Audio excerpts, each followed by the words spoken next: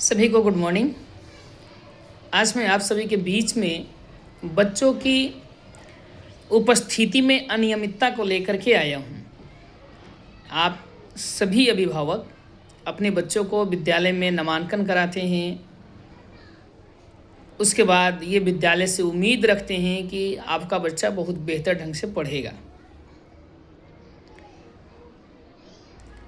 Complain भी करते हैं, अगर कोई बच्चा की पढ़ाई में थोड़ा सा प्रॉब्लम होते हैं तो समस्या आती है तो उसमें कंप्लेन भी होता है, शिकायत भी आप करते हैं। इस सभी चीज़ से कोई दिक्कत नहीं है, लेकिन ज़रा आप सोचिए कि आपके बच्चे विद्यालय में कितना ज़्यादा उपस्थित रहते हैं। अभी मैं प्रतिदिन अपने शिक्षकों से, एक ग्रुप है हमारे विद्यालय में, सभी शिक्षकों का अलग से ग्रुप बना हुआ है, उस ग्रुप में मैं पर डे मांगता हूं कि कितने स्टूडेंट्स अब्सेंट हो रहे हैं। तो मुझे देखने के लिए ये मिल रहा है अभी कि प्रत्येक दिन 40 से एबव बच्चे अब्सेंट रह रहे हैं। मतलब 40 से भी ज़्यादा बच्चे आपका अनुपस्थित, मतलब प्रतिदिन पूरे स्कूल में 40 से 50 बच्चे हमेशा अनुपस्थित रह रहे हैं।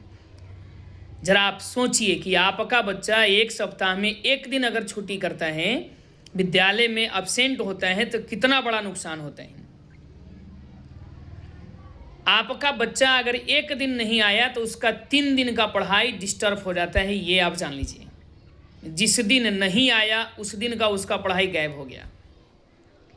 दूसरा दिन आएगा तो एक दिन वाला जो पढ़ाई जिस दिन नहीं आया था, उसके बाद टीचर्स जो हैं पूछते हैं कि कल हम लोग जो होमवर्क दिए थे उसको बताओ क्या क्या चीज़ पढ़ाई हुआ था, ये गायब है। तीसरा दिन बच्चा आएगा तो पहला दिन वाला होमवर्क और दूसरा दिन का होमवर्क लेकर के वो भी टेंशन में रहेगा। आप सोचिए खुद से कि आप अगर बार बार अगर कोई काम करते हैं, आप लोग प्रतिदिन, आप अगर आपकी जॉब है या फिर दिहाड़ी का मजदूर है, प्रतिदिन अगर आप काम करते हैं या अपना दुकान खोलते हैं, अगर एक दिन दुकान आप गायब मतलब बंद कर देते हैं, एक दिन यदि आप लोग दुकान नहीं खोलते हैं तो आपका कितना बड़ा नुकसान होगा। और एक दिन के बाद से आपका ग्राहक आना बंद हो जाएंगे, कुछ ना कुछ तो ज़रूर कम हो जाएंगे। तो एक दिन बहुत ज़्यादा मायने रखते हैं। बहुत से अभिभावक तो ऐसे भी हैं जो अपने बच्चों को मतलब ही नहीं है, 4-4 दिन बच्चे अब्सेंट रहते हैं, 5-5 दिन बच्चे अब्सेंट रहते हैं, फिर भी शिक्षक अभिभावक से जब पूछते हैं टीचर्स हमारे कि आपके बच्चे कहाँ हैं, तो उनके पेरेंट्स ये बताते हैं, फादर्स ये बताते हैं, मुझे तो मालूम ही नहीं है कि हमारा बच्चा कहाँ है। आप सभी अभिभावक एक जागरूक अभिभावक और जिम्मेवार अभिभावक बनिए और अपने बच्चा पर इतना ज़रूर आप लोग सख्ती कीजिए, अपने बच्चा का ज़रूर डेली के डेली पूछिए कि आज विद्यालय गया था या नहीं गया था। अगर आप घर में रहते हैं तो भी और बाहर में रहते हैं तो भी इस बात को ज़रूर पूछा कीजिए। अगर आप ऐसा नहीं करते हैं, नहीं पूछ रहे हैं, तो आपका बच्चा का और आपका बहुत ज़्यादा नुकसान होने वाला है। क्योंकि आप खुद से सोचिए ना कितना बड़ा नुकसान है जब बच्चा एक दिन स्कूल नहीं आएगा। और इसे केवल एक दिन नहीं है, ऐसे करते करते आपका बच्चा का हो सकता है कि मन उसका बदल जाए, फिर कहना शुरू कर दे कि अब पापा हम स्कूल नहीं जाएंगे। क्योंकि वो बच्चा को आप एक दिन छोड़ाए, फिर दूसरा दिन छोड़ाए, तीसरा दिन छोड़ाए, आपका ध्यान नहीं रहा, तब तक आपका बच्चा किसी अदर बच्चा के साथ खेलने में इतना ज़्यादा मसरूफ़ हो गया, इतना ज़्यादा बिजी हो गया कि उसको फिर पढ़ाई से ध्यान धीरे धीरे हटना शुरू हो गया। उसका मन उन बच्चों के साथ लगने लगा जो बच्चे स्कूल नहीं आते हैं। तो आपका एक अलग से नुकसान हो जाएगा। दूसरी बात, अगर आपका बच्चा स्कूल में 15 दिन स्कूल आता है और 15 दिन अगर स्कूल नहीं आता है, तो क्या 15 दिन जो नहीं आया उसका फ़ी आपको नहीं देना है? क्या आपका बच्चा जो 15 दिन नहीं पढ़ा, क्या उसका फ़ी स्कूल में जमा नहीं करना है? सोचिए, आप क्यों इंतज़ार करते हैं आप सभी अभिभावक कि विद्यालय से फ़ोन आए कि आपका बच्चा स्कूल नहीं आ रहा है? तो जिनको अगर अपने बच्चों को पढ़ाना है या आगे कैरियर बनाना है, बच्चा को शिक्षित बनाना है, उन सभी अभिभावक से मेरा आग्रह होगा, अनुरोध होगा कि अपने बच्चों को प्रतिदिन विद्यालय में जरूर भेजें। अगर आपका बच्चा प्रतिदिन विद्यालय में नहीं जाता है तो आपका बच्चा का कंटिन्यू जो पढ़ाई होना है, जैसे कोई सा भी चीज़ अगर आज काम स्टार्ट हो रहे हैं, यानी आज कोई चैप्टर स्टार्ट हो रहे हैं और चैप्टर स्टार्टिंग के दिन जो भी पढ़ाई होता है तो उसको बेसिक पढ़ाया जाता है पहले से। यानी कि अगर मान लीजिए एक एग्जाम्पल लेते हैं कि बच्चा को अगर जोड़ सिखाना है तो जोड़ सिखाने का सबसे पहला क्या क्या ऑप्शन होते हैं, क्या क्या यूज करना पड़ता है, कौन कौन सा ट्रिक, कौन कौन सा कॉन्सेप्ट लगाना पड़ता है, ये पहला दिन बहुत नॉर्मल सा चीज़ बताया जाता है। दूसरा दिन जब बच्चे आएंगे तो नॉर्मल एक दिन बता दिया गया, इसलिए दूसरा दिन अब उससे हार्ड चीज़ बताया जाएगा। तीसरा दिन जब क्लास होते हुए होगा तो उससे भी जो हार्ड है उसको बताया जाएगा। चौथा दिन जो है उससे आगे का जो कॉन्सेप्ट है, जो हार्ड चीज़ है उसको बताया जाएगा। उससे जो भी टफ कॉन्सेप्ट आ रहा है उसको बताते जाएंगे। धीरे धीरे ये होता है तरीका। लेकिन अगर आपके बच्चे जहिया तक हम लोग फर्स्ट मतलब शुरुआत वाला जो चीज़ बता रहे थे कि जहिया चैप्टर स्टार्ट किए, उसका जो नॉर्मल सा कॉन्सेप्ट था उससे थोड़ा सा जो ऊपर था उसको कॉन्सेप्ट था, कभी इधर आपका बच्चा नहीं आएगा।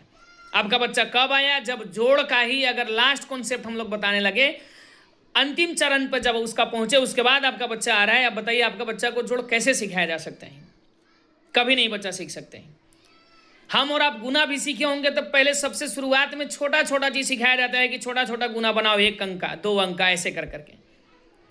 लेकिन इसी प्रकार से जब हम लोग सीखते जाते हैं तो चरण बाद स्टेप वाइज स्टेप सिखाया जाता है हर चीज़ को। एक समय ऐसा आता है कि लास्ट चरण हम लोग सीखते हैं और उसके बाद गुना सीख करके भाग सीखने लगते हैं। आपका बच्चा पता ये चल रहा है कि जिस समय हम जो भी चैप्टर स्टार्ट कर रहे हैं, उस क्लास के उस सब्जेक्ट के जो भी टीचर्स हैं, फर्स्ट वाला स्टेप जैसे ही स्टार्ट कर रहे हैं, शुरुआत से जैसे ही स्टार्ट कर रहे हैं, आपका बच्चा स्टार्टिंग टाइम में ही गायब है। आपका बच्चा कब आएगा? अंतिम टाइम में आएगा। और अंतिम टाइम में जब आएगा तो उसको कुछ भी समझ में आना नहीं है। ये एग्जाम्पल लिया गया, इसी सभी चैप्टर्स में इसी प्रकार से होता है। जो भी चैप्टर स्टार्ट किया जाते हैं तो सबसे पहले उस चैप्टर का मतलब क्या होता है, उस चैप्टर के बारे में, वो चैप्टर क्यों आया है, कैसे आया है, कौन सा बड़ा बुक से लिया गया है, ये सब चीज़ बताए जाते हैं। ये हिस्ट्री तो बच्चे आपके नहीं जान पाएंगे अगर पहला दिन नहीं आए तो। और अगर पहला दिन बच्चे आते हैं तो केवल एक स्टेप को सीख के जाते हैं। दूसरा दिन अगर गायब हो गया तो दूसरा स्टेप जिस दिन बताना था उस दिन आपके बच्चे गायब हो गए। तो आप सभी अभिभावक इस बात को जरूर समझिए कि बच्चों को पढ़ाने के लिए किन किन चीज़ की ज़रूरत पड़ती है या क्या क्या पॉइंट्स का ध्यान रखना पड़ते हैं। आपके बच्चे तभी पढ़ सकते हैं जब आपके बच्चे कंटिन्यू स्कूल में आएंगे, जब आपके बच्चे डेली विद्यालय पहुंचेंगे, जब आपका बच्चा का एक भी क्लास मिस नहीं होगा यानी छूटेगा नहीं, उसी समय आपके बच्चे पढ़ सकते हैं। तो आप सभी अभिभावक अपने बच्चों के प्रति, विशेषकर अपने बच्चों के कैरियर के प्रति आप लोग जिम्मेवार बनिए और छोटी मोटी जो भी काम है उन सभी काम को खुद से कीजिए। अलग से आदमी लगा लीजिए, उससे कराइए, लेकिन बच्चा से बिल्कुल भी नहीं काम को कराइए। बच्चा को छोटा मोटा काम के लिए, नॉर्मली कोई वर्क है उसके लिए, कोई रिश्तेदार आ गए उसके लिए, कहीं दूसरे जगह रिश्तेदार में, बहुत दूर के रिश्तेदार में जाना है, इस सब चीज़ के लिए बच्चा को स्कूल नहीं छोड़ाइए आप लोग। अगर छोड़ाते हैं तो इसमें सिर्फ और सिर्फ नुकसान आपका जाएगा, ये ध्यान रखिए। आप लोग खुद करेंगे, लास्ट में एक बार जोड़ते हैं आप लोग कि मेरा बच्चा को पढ़ते हुए 1 साल हो गया और 1 साल में मेरा बच्चा कुछ नहीं सीखा, कुछ कंप्लेन आते हैं, ऐसे कुछ शिकायत ऐसे आती है। लेकिन मैं ये जरूर कहूँगा ऐसे अभिभावक से कि आप 1 साल तो जोड़ दिए, 1 साल का फीस भी लिया गया होगा स्कूल में, यह भी सच है। 1 साल का टीचर्स का पेमेंट भी दिया गया होगा, यह भी सच है। लेकिन आप कभी उस 1 साल में रजिस्टर ला करके देख लीजिए, आपका बच्चा की हाजिरी देख लीजिए, अपना बच्चा का अटेंडेंस देख लीजिए कि पूरे 1 साल में आपका बच्चा कितना दिन स्कूल में प्रेजेंट हुआ है। आप स्कूल के डायरी को देख लीजिए कि आपका बच्चा 1 साल में कितना दिन का होमवर्क लिया है और कितना दिन का होमवर्क नहीं लिया है। स्कूल में आएगा तो ये कंफर्म है कि आपका बच्चा को होमवर्क जरूर मिलेगा, ये जान लीजिए। स्कूल में बच्चा आएगा ही नहीं तो उस दिन होमवर्क नहीं मिलेगा।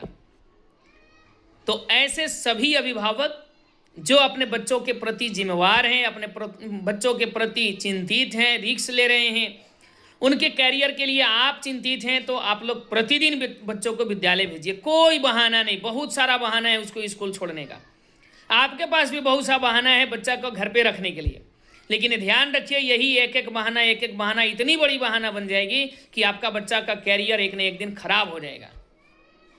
और फिर लास्ट में आप भी अपना बच्चा को अलग से कोसेंगे, विद्यालय को अलग से कोसेंगे, विद्यालय के डायरेक्टर्स को अलग से कोसेंगे। लेकिन ये सब चीज़ जान लीजिए कि अगर दिल पर हाथ रख करके सोचिएगा तो ये जरूर आपको आंसर मिलेगा कि कहीं ना कहीं गलती सिर्फ और सिर्फ आपका था कि आप छोटे से छोटा वर्क के लिए, छोटा से छोटा काम के लिए अपने बच्चों को अपने घर पर रोक रखे हैं। धीरे धीरे आपका बच्चा का मन बदल गया और आपका बच्चा दूसरे जगह खेलना शुरू कर दिया, स्कूल जाना छोड़ दिया। तो आप सभी अभिभावक से आग्रह है अपने बच्चों को प्रतिदिन विद्यालय भेजिए। एक भी दिन आपका बच्चा स्कूल ना छोड़े, इस चीज़ के लिए आप सुनिश्चित कीजिए। तभी आपका बच्चा हर टॉपिक में, हर सब्जेक्ट में, हर एक कॉन्सेप्ट में बहुत बेहतर रहेगा। धन्यवाद।